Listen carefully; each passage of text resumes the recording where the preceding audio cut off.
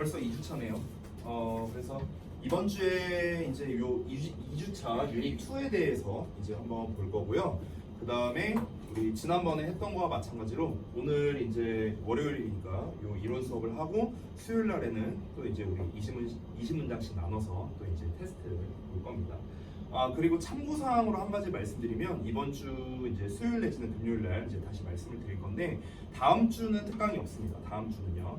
그러니까 다음 주 우리가 아마 화수목이 그 설 연휴인 걸로 알고 있는데 월요일 날에는 이제 우리가 정상 수업을 할 거지만 특강은 안 할 거예요. 아시겠죠? 그래서 다음 주 월요일은 4시 반까지 등원하시면 됩니다. 4시 반까지. 아시겠죠? 자, 그러면 뭐 공지할 것도 했고 우리 얼른 보도록 하겠습니다. 자, 보십시다. 우리가 지난번에 유닛 1에서 이제 영어 문장이 길어지는 거에 대해서 핵심 성분을 가지고 이제 좀 기본적인 것들을 한번 이제 배워봤었습니다. 자, 제가 지난번에 여러분께 알려드렸던 거에서 가장 기본적인 거 요거 하나만 좀 기억해 주셨으면 좋겠는데 바로 영어식 어순과 한글식 어순은 서로 반대라는 거. 빨리 들어와. 뭐해? 자, 서로 반대라는 거 요거를 여러분이 좀 기억해 주시기 바랍니다. 자, 우리가 영어에서는 주어 나오고 동사 나오고 목적어 나오고 이런 어순으로 가지만 한글 같은 경우는 주어 나오고 목적어 나오고 어쩌고 나오고 동사 나오고 이렇게 거꾸로 어순이 된다는 거 요거였죠. 좀 더 정확히 쓰자면 이렇게 되겠죠. 목적어 여기 나오고 됐어요? 그래서 주어만 위치가 똑같고 나머지 이렇게 거꾸로 역순이 간다라는 거 이게 우리가 영작하는 거에서 가장 기본이었다라고 볼 수가 있겠습니다. 물론 이게 100% 맞다라고 볼 수는 없어요. 왜냐하면 우리가 표현하는 방식이나 문장의 형식에 따라서 무조건 역순으로 간다라는 건 아니지만 가장 기본이 되는 방식이 이러하다라는 거를 말씀드렸습니다. 자, 지난번에 제가 영어 문장이 길어지는 이유가 크게 3가지가 있다고 했었는데 첫 번째는 수식어를 사용을 하는 거를 얼마나 하느냐, 두 번째는 부와 절에 대한 활용 이런 게 있었고요. 그 다음에 세 번째는 준동사라는 녀석을 얼마나 쓰느냐 이런 거에 따라 또 문장의 길이가 달라졌습니다. 그래서 오늘부터는 우리가 그 왜 영어 문장이 길어지는지 그거를 하나씩 배워볼 건데 오늘 처음 배우고자 하는 파트가 바로 수식어입니다. 수식어. 그래서 이 수식어의 활용 첫 번째 전치사 파트부터 한번 가보도록 하겠습니다. 자, 일단은 내용이 이제 쭉 나와 있는데요. 여기에 있는 것들을 좀 간단하게 설명드리도록 할게요. 첫 번째, 자, 수식어라는 녀석은 뭐냐면요, 문장의 부가적인 성분이다라고 되어 있습니다. 저한테 이제 수업을 들어보신 분은 알겠지만 저는 언제나 이 수식어를요 햄버거에 있는 피클이다 이렇게 표현을 많이 했습니다. 자, 문장 형식에 영향을 주지 않는다라고 했는데 이 문장 형식에 영향을 주지 않는다라는 말은 무슨 말이냐면요, 그러니까 우리가 햄버거를 만들 때 피클을 1개 넣든 2개 넣든 상관없듯이 이 문장에서도 수식어를 1개 쓰든 2개 쓰든 이 문장 자체에는 영향을 끼치지 않는다 이런 말을 하는 겁니다. 자, 그래서 방금 전에 그 햄버거 이야기 한 거는 그냥 한번 여러분이 읽어보시고요. 자, 정리하자면 결국 수식어란 건 이런 겁니다. 우리가 방금 말했던 햄버거에 있는 피클처럼 꼭 필수적인 재료는 아니에요. 햄버거를 만드는 데 있어서 필수적인 재료는 아니지만 넣으면 맛있어지는 재료가 되는 거겠죠. 이런 걸 수식어라 한다. 자, 우리가 햄버거에 피클을 1개 넣든 2개 넣든 상관없죠? 상관없는 것처럼 수식어도요 개수 제한이 없어요. 1개 넣든 2개 넣든 100개 넣든 상관이 없습니다. 그러니까 수식어를 적게 넣으면 문장이 짧은 거겠고 수식어를 많이 넣으면 길어지는 거겠죠. 자, 그래서 방금 말했던 내용이 나와 있고요. 자, 여기서 중요한 거, 그럼 이 수식어라는 녀석의 이제 종류가 뭐가 있냐면 바로 형용사와 부사 이렇게 2가지 종류가 있겠습니다. 자, 여러분이 이미 잘 알고 계실 수도 있겠지만 형용사라는 녀석은 이제 우리가 명사라는 놈을 수식하는 역할을 하죠. 부사라는 녀석은요 기본적으로 동사를 수식하지만 부사가 형용사나 또는 부사가 부사를 수식하거나 아니면은 문장을 수식하는 이런 경우도 있다. 이건 우리가 지난번 유닛 1에서도 배운 내용이었습니다. 자, 그 다음에 넘어가서 이제 두 번째를 볼 건데 지금까지는 이제 수식어에 대한 기본 개념을 다시 한번 복기해 본 거고요. 우리 이번 단원 제목이 뭐냐면 수식어의 활용 전치사에 대한 거였습니다. 그래서 이 전치사에 대해서도 이야기를 잠깐 해드릴게요. 자, 전치사란 무엇이냐면요, 이 용어 자체가 전이라는 거는 앞전자예요. 한자로. 치라는 거는요. 둘치자입니다. 둘치자. 쓸 줄은 몰라요, 저도. 자, 위치할 때 치랑 똑같은 겁니다. 사는 말씀산자예요. 그래서 전치사란 무엇이냐면 앞에 위치하는 말 이런 뜻이에요. 앞에 위치하는 말. 그러면 앞에 위치한다는데 뭐 앞에 위치하냐면요. 여기 나와 있죠. 명사 앞에 위치한다 라고 나와 있습니다. 명사 앞에 위치해서 우리가 구라는 덩어리를 만드는 역할을 합니다. 그래서 아마 여러분 영문법 배워보신 분들은 한 번쯤은 들어봤을 텐데 전명구 이런 말 많이 들어봤을 거예요. 전명구. 그게 바로 뭐냐면 전치사라는 녀석과 이 명사라는 녀석이 결합됐습니다. 명사 앞에 온 말이죠. 전치사. 그래서 이 덩어리를 우리가 구라고 불러요. 이 덩어리의 이름이야. 덩어리의 이름. 그래서 앞글자를 따서 전명구 뭐 이렇게도 많이 부릅니다. 자, 그럼 여기에서 정확하게 구라는 녀석이 있고 우리가 다음에 배울 절이라는 녀석이 있는데 이 구는 뭐고 절은 뭔가 짧게 좀 설명드릴게요. 간략하게 말씀드리면 구와 절이라는 거는 어떤 단어가 두 개 이상 이렇게 결합되어 있는 형태. 이걸 우리가 구 또는 절이라고 부릅니다. 근데 여러분 우리가 아무 단어나 합친다고 구, 절 뭐 이렇게 부르진 않겠죠. 언제나 언어는요 규칙성이 있어야 됩니다. 규칙성. 자, 잠깐 한번 볼게요. 예를 들어서 우리가 언어의 단위에서 한글을 기준으로 한번 보겠습니다. 한글. 한글 같은 경우는 우리가 자음과 모음이 가장 작은 단위죠. 기역, 니은, 디귿, 리을, 아야, 어여. 그렇죠? 자, 이거를 우리가 규칙에 맞게 조합을 하면은 낱말이 됩니다. 단어가 되죠. 자, 그리고 또 이 낱말을 우리가 또 규칙에 맞게 이렇게 적절히 잘 조합을 하면은 뭐가 되냐면 바로 이제 문장이 되겠죠. 문장. 됐나요? 이런 것처럼. 자, 영어는 어떨까요? 영어. 영어는 가장 작은 단위가 뭐겠습니까? 그러면 알파벳이죠. ABCD야. 그렇지. 그럼 마찬가지로 이 알파벳을 우리가 규칙에 맞게 조합을 하면은 역시나 단어가 되겠고요. 그리고 이 단어를 또 규칙에 맞게 조합을 하면은 방금 전에 말했던 구 또는 절이란 녀석이 완성이 되는 겁니다. 얘네를 또 규칙에 맞게 조합하면은 우리가 문장이라고 부르는 녀석이 되는 거고요. 제가 지금 반복적으로 어떤 말을 했는지 눈치 빠른 사람은 알 텐데 내가 여기에서 여기로 갈 때, 여기에서 여기로 갈 때 계속 똑같은 말을 하나 했거든. 뭐였어요? 규칙에 맞게라는 말을 제가 계속 했습니다. 우리가 기역, 니은, 디귿, 리을, 아야, 어여 이렇게 있습니다. 그럼 우리가 이 한글로 단어를 만들 때는요 언제나 자음 나오고 그 다음에 모음 나오는 이런 순서로 가죠. 그쵸? 내가 예를 들어 긴이라고 쓴다면요 기역 쓰고 이 쓰고 미음 쓴 거잖아요. 그쵸? 근데 이거를 내가 이렇게 쓰면 말이 되겠습니까? 말이 안 맞잖아. 그쵸? 이런 것처럼 우리가 자음과 모음을 아무렇게나 조합하는 게 아니라 이렇게 규칙에 맞게끔 조합해야만 제대로 된 단어가 나오는 거죠. 똑같이 영어도요 아무렇게나 알파벳을 조합해서 단어가 나오는 게 아니고요. 똑같이 아무렇게나 단어를 조합한다고 구 또는 절이 되는 게 아니다. 이거를 말씀드린 겁니다. 자, 그러면은 이 구와 절을 만들 때 각각 규칙이 필요하다라고 했는데 좀 더 쉽게 말하면 구와 절을 만들 때는요 재료가 필요해요. 재료. 이 대표적인 재료들이 몇 가지가 있는데 그중 가장 대표적인 게 이 구를 만들 때 대표 재료가 바로 전치사라는 녀석입니다. 전치사라는 녀석. 됐어요? 자, 그러면 구와 절의 차이점은 뭐냐? 잠깐 짧게 짚고 넘어가면은 자, 둘 다 단어 2개 이상을 규칙에 맞게 결합한 형태인데 차이점은 뭐냐면 이 주어 동사라는 놈이 없냐 있냐의 차이일 뿐입니다. 여기에 예시를 써놨는데 at home 하면은 전치사의 명사라는 이 2개 단어가 결합되어서 구라는 형태가 되는 겁니다. 주어 동사가 안 들어있고요. 여기는 보시면 he arrived라는 주어 동사가 들어있는 덩어리로 완성이 됐기 때문에 우리가 절 이렇게 부르는 것 뿐입니다. 됐죠?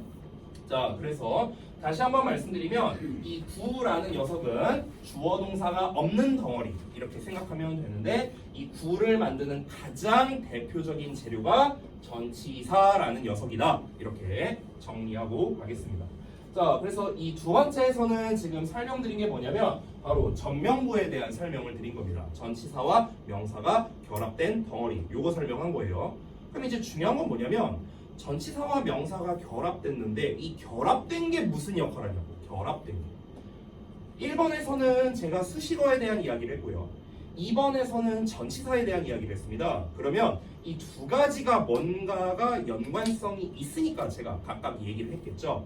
자, 바로 무엇이냐면요. 이 전명구가 하는 역할 있죠. 전명구. 우리가 지금까지 봤던 거. 이 전명구가 하는 역할이 바로 형용사와 부사의 역할을 하는 거예요. 근데 우리 아까 1번에서 뭐라 했습니까?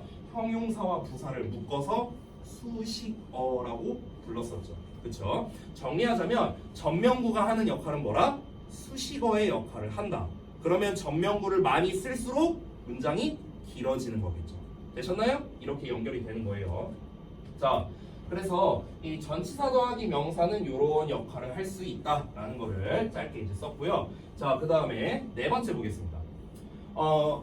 선생님, 그러면 가장 중요한 게 우리 영작할 때 맨날 헷갈리는 게 어디다 쓰냐잖아요. 어디다 쓰냐. 이 자리가 중요하죠. 이 수식어라는 녀석은요, 이제 자리가 딱히 정해져 있진 않아요. 왜냐면 아까 제가 계속해서 이제 햄버거 얘기하는데 잘 보세요. 햄버거가 이렇게 있으면은 우리가 피클을 보통 여기다 올려놓거든요. 또 알만한 사람은 알지만 내가 또 이 버거킹 알바 출신 아닙니까? 제가 또 3년 알바해봤거든요. 이제 피클을 여기다 놔요. 여기다가. 그럼 피클을 우리가 햄버거에다가 애초에 피클을 왜 넣는 거예요? 왜 넣는 거? 맛있으려고인데 조금 더 구체적으로. 조금 더 구체적으로. 뭐가 맛있어? 느끼함을 잡아주려고. 빵의 느끼함일까? 패티의 느끼함일까? 패티의 느끼함을 잡으려고 피클을 넣는 거거든? 그러면 얘들아 생각을 해봐. 피클이 하는 역할은 바로 고기의 느끼함을 잡으려고 하는 거니까 고기를 수식한다라고 말할 수 있겠죠. 그렇죠? 그러면 우리는 피클을 어디다가 써야 돼요? 고기 근처에 놔야 되는 거예요. 맞아요? 아니 피클 여기 붙어있는 햄버거 본 적 있어요? 없잖아요. 왜? 빵의 느끼함을 잡는 게 아니거든. 고기의 느끼함을 잡아야 되잖아. 그러니까 고기 근처에 놔야 되는 거예요. 됐어요? 근데 여기를 잠깐 확대해보면 패티가 이렇게 있어요. 이렇게 있다고 쳐볼게요. 누가 봐도 패티죠? 자, 그러면은 여기에 이제 피클을 위에다 올려놔도 되고 아래다 올려놔도 되는데 보통은 위에다가 많이 올려놓거든요. 왜냐면요, 이게 만들기 편해요. 내가 만들어봤잖아. 만들기 편해 이게. 그래서 피클을 보통 요 자리에 많이 올려놓는 거지. 아니 피클 여기다 넣는다고 해서 뭐 맛이 뭐 크게 변하진 않을 거 아닙니까? 그렇죠? 이런 얘기하는 겁니다. 자, 수식어라는 놈도 똑같은데요. 사실 수식어도요. 일단 꾸며주는 애 근처에다 쓰는 거예요. 꾸며주는 애 근처. 피클이 고기를 꾸며주니까 고기 근처에다가 피클을 놓은 것처럼 수식어라는 놈도요. 꾸며주는 애 근처에다가 쓰는 겁니다. 근데 근처에다 쓴다는 거는 앞에다 쓰거나 뒤에다 쓰거나 둘 중 하나겠죠. 그렇죠? 그런데 기왕이면 여기다 쓰자 하는 요 정도의 위치는 있어요. 아까 말했다시피 피클도 보통은 여기다가 많이 놓는다고 했죠. 왜? 미관상 좋고 만들기 좋으니까. 됐어요? 이런 것처럼 수식어도요. 아주 정해져 있는 위치가 있는 건 아니지만 미관상 여기가 예쁘고 좀 더 만들기 편하고 요 정도의 위치는 있다라는 걸 말씀드리고 싶은 겁니다. 자, 그럼 다시 한번 볼게요. 간략하게 말하면 제일 중요한 멘트는 이거예요. 수식받는 대상 근처에 쓴다. 바로 앞이나 뒤가 되겠죠. 됐어요? 그런데 잘 봐봐. 얘들아, 우리가 방금 전에 배운 이 전명구라는 녀석은요. 일단 최소 몇 단어를 써야 되죠? 최소 2단어죠. 전치사와 명사니까요. 그렇죠? 근데 여러분 아마 영어 배우면서 이런 거 들어본 적 있을 겁니다. 영어는요. 대두를 싫어하거든요. 앞이 긴 걸 싫어해요. 앞이 긴 거. 그래서 우리가 그 가주어, 진주어니 막 이딴 거 배우잖아요. 그렇죠? 이거 왜 배우는 겁니까? 왜 쓰는 겁니까? 머리가 너무 크니까. 여러분도 머리 큰 사람 싫잖아요. 그렇죠? 머리가 너무 크니까 뒤로 보내버리고 이스로 땜빵하는 거죠. 그렇죠? 그런 것처럼 영어는요 항상 앞이 긴 걸 싫어해. 상체 비만을 싫어해요. 하체 비만이 나. 그래서 언제나 뒤로 보내거든요. 근데 봐봐봐. 예를 들어 어떤 한 단어가 있어. 한 단어. 근데 이 한 단어를 이 전명구가 꾸며주려고 하는데 얘는 한 단어잖아. 근데 전명구는 몇 단어야? 아니 최소 2단어잖아. 됐어? 그래서 전명구는요 기본적으로 뒤에서 앞으로 꾸며주는 경우가 많아요. 알았어요? 한 단어고 두 단어니까 길잖아. 긴 건 어디다 보낸다? 뒤로 보낸다. 그래서 대부분은 전명구는 어떻다? 이렇게 뒤에서 앞으로 수식하는 경우가 많다라고 볼 수가 있습니다. 그래서 제가 써놓은 예문을 보자면요. 한번 볼게요. 첫 번째, She was sitting at the desk by the window 이렇게 돼 있는데요. 지금 보시면 by the window라는 전치사의 명사가 나와 있는데 지금 얘가 요 덩어리가 뭘 꾸며주냐면 앞에 있는 the desk를 꾸며주는 거거든. 됐어요? 그래서 지금 어디에 위치시켰습니까? 제가 뒤에다가 썼어요. 뒤에다가 명사를 꾸며주는데 명사 뒤에다가 써서 창문 옆에 있는 책상 이렇게 된 거예요. 됐죠? 자, 아래에 있는 거를 보자면요. 여기서는 she rests for a while. 여기서는 rested라는 요 동사를 꾸며주고 있습니다. 그래서 이 전명구가 부사의 역할을 하는 건데 그래서 동사 뒤에다가 써준 거 확인 가능하죠. 세 번째는요. This is very useful for beginners 이렇게 돼 있습니다. 여기서는요 앞에 있는 useful이라는 형용사를 꾸며주고 있거든요. 유용하긴 유용한데 초심자에게 유용한 거죠. 초심자에게 마찬가지로 두 단어 이상이기 때문에 이렇게 뒤에다가 써준 거 확인 가능하겠고요. 자 마지막으로 문장을 수식합니다. 그럼 문장을 수식한다면 문장의 앞이나 문장의 뒤에다가 써주는 게 좋을 거 아니에요. 근데 보통 문장을 꾸며줄 때는 앞에다가 쓰는 걸 조금 더 선호해요.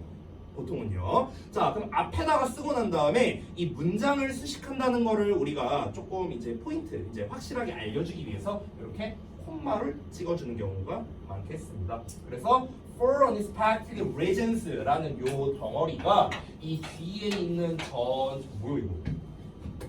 갑자기 sorry. 자, 다시. 자, 그래서 요 덩어리가요. 이제 뒤에 나와 있는 We had to cancel the meeting 이라는 요 전체 내용을 수식한다 이렇게 볼 수가 있습니다. 그러면은 지금 제가 다시 한번 표시를 해보자면요. 지금 수식받는 놈을 이렇게 제가 밑줄로 체크한 거거든요. 수식받는 놈들을요. 됐어요? 명사, 동사, 형용사, 문장 이렇게 수식받는 놈을 체크를 했고요. 그 다음에 수식어를 이렇게 제가 괄호로 표시를 했는데 문장을 수식하는 경우를 제외하고는 전부 다 이렇게 뒤에 위치해 있다라는 걸 우리가 확인할 수 있겠죠. 됐나요? 자, 그래서 다시 한번 기본적으로 전명구는 어디다 많이 쓴다? 뒤에다가 많이 쓴다. 수식해주는 애 뒤에다가 쓴다. 이렇게 생각하면 되겠습니다. 됐죠? 자, 그래서 여기까지가 이제 전명구에 대한 이제 기본적인 설명이었고요. 자, 그럼 우리가 바로 이제 연습을 한번 해봐야겠죠. 근데 교사용이라 답이 써있네요. 잠깐만요. 자, 그러면은 마찬가지로 짧게 한번 연습을 해보겠습니다. 짧게 연습. 자, 31번은 너무 쉽잖아. 그쵸? 이런 거 말고 33번 이거 딱 하나만 볼게요. 이거 하나만. 자, 보겠습니다. 자, 제가 어떻게 하라고 했죠? 일단 은는이가에 해당하는 주어 찾고요. 그 다음에 뭐뭐 한다 동사 찾고요. 그 다음에 여기에 을을 붙었네요. 책을 목적어 되겠습니다. 그러고 난 다음에 이제 덩어리를 묶어서 역순으로 간다라고 했죠. 그래서 도서관의 조용한 공간에서 이렇게 되는 건데요. 자, 그러니까 지금 아직 답 쓰지 마요. 알았어. 이 마음 급한 거 알아. 쉽지. 이런 거 안 해도 영작할 수 있지. 근데 이거의 길이가 10배 되면 그때도 영작할 수 있어요? 아니잖아요. 그러니까 우리 천천히 가자. 알았지? 자, 봐봐. 그러면 제가 어떻게 하라고 했습니까? 주어는 자리가 똑같다라고 했습니다. 그렇기 때문에 우리가 똑같은 자리에 써주면 됩니다. The student 써주면 되겠죠. 그 다음에 제가 어떻게 하라고 했냐면요.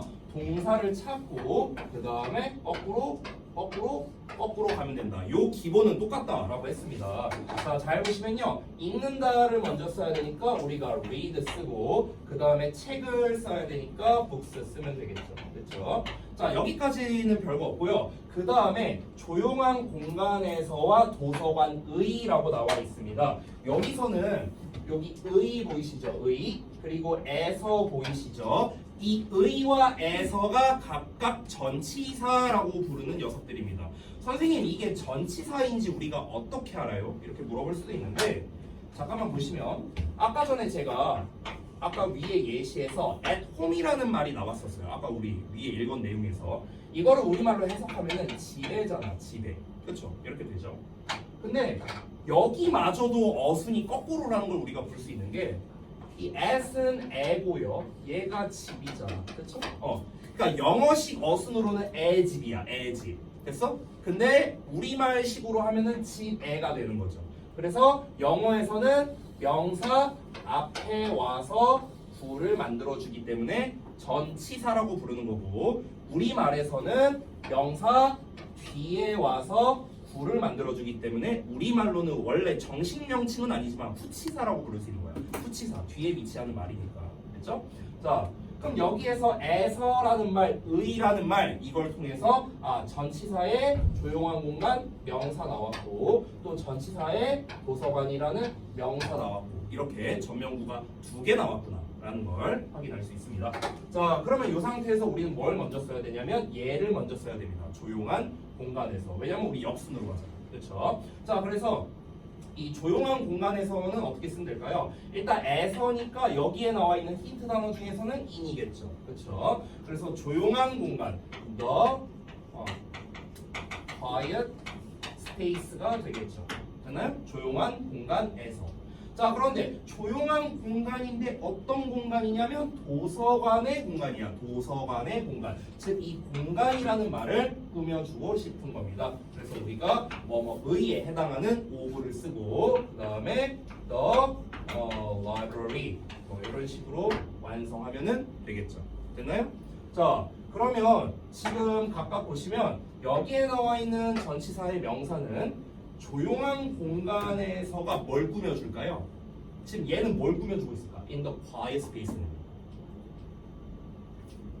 조용한 공간에서 어떤 거요? 잘 못 들었어. 얘를 꾸며준다? 얘가 얘를 꾸며준다? 그러면 얘가 뒤에 가야 되지 않을까요? 어떤 거? read를 꾸며주는 거예요. read. 됐어요? 왜냐면은 이거 어렵게 생각하지 마. 자, 얘 없다고 쳐볼게. 학생들은 책을 읽는다요. 책을 읽는다. 조용한 공간에서야. 그럼 조용한 공간에서 책을 이렇게 말해볼게요. 조용한 공간에서 책을. 맞아요? 그럼 책을 꾸며주나요? 아니죠. 조용한 공간에서 읽는다. 맞아요? 말 돼요? 조용한 공간에서 읽는다. 읽는다를 꾸며주네. 동사 꾸며주는 거예요. 됐어요? 그래서 뒤에다가 쓴 건데 선생님 아까 전에는 꾸며주는 놈 뒤에 여기다가 써야 되는 거 아니에요? 이렇게 물어볼 수 있는데 물론 여기다 쓸 수도 있거든요. 그런데 우리가 영어 문장에서는 언제나 주어 나오고 동사 나오고 목적어 나오고 요게 일단 기본적인 어순입니다. 기본적인 어순. 그러고 난 다음에 이제 뒤에 이 짜투리들 붙여주는 거예요. 됐어요? 그리고 여기 또 봐봐. 아까 또 설명했던 거야. 얘들아 봐봐. 이렇게 나왔는데 지금 요 놈은 한 단어잖아. 그치? 근데 요 놈은 몇 단어야? 벌써 4단어나 되잖아. 그쵸? 그러니까 이 긴 놈을 어떻게? 뒤로 보낸 거예요. 뒤로. 여기 뒤로 보내도 얘가 read를 수식하는 거에는 지장이 없어요. 별로 멀리 안 떨어져 있잖아. 그쵸? 그렇기 때문에 요 자리에 써주는 게 가장 좋겠다. 이렇게 정리할 수 있는 겁니다. 자, 그 다음에 그럼 하나 더 물어볼게요. 여기는 of the library는 누굴 꾸며줄까? of the library. 얘는 누굴 꾸며줄까? 도서관의. 그렇지. The quiet space. space를 꾸며주는 거야. 공간. 공간이긴 공간인데 어떤 공간? 도서관의 공간. 이렇게 되는 거예요. 도서관의 공간. 공간을 꾸며주니까 여기 뒤에다가 써준 거죠. 됐나요? 자, 뭐 복잡하게 생각할 거 없습니다. 다시 한번 정리하고 이제 이론 수업 마치도록 할게요. 어떻게 해라? 주어 찾고 동사 찾아서 덩어리 역순으로 가면서 우리가 하나씩 써주면 된다라는 겁니다. 간단하죠? 오케이, 좋습니다. 자, 그러면은 오늘 이제 이 전명구에 대해서 이제 이론은 간단하게 이 정도로만 마치도록 하고요. 그럼 우리 지금 남은 시간 동안 기본과 도전 한번 여러분이 가능한 만큼 한번 해보시면 되겠습니다. 자, 우리 그 연우 선생님께서 좀 도와주시고 저는 촬영을 끊도록 할게요. 자, 해보십시다.